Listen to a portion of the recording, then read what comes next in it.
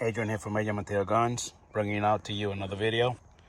I will be using a Smith Wesson M&P Compact 22 long rifle, using some Thunderbolt high velocity Remington rounds.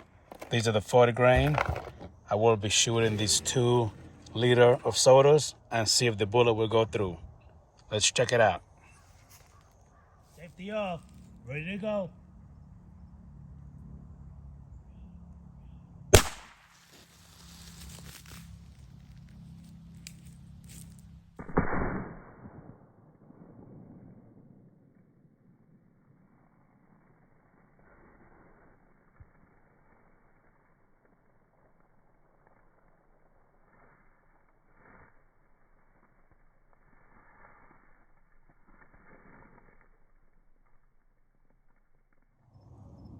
Here are both liters.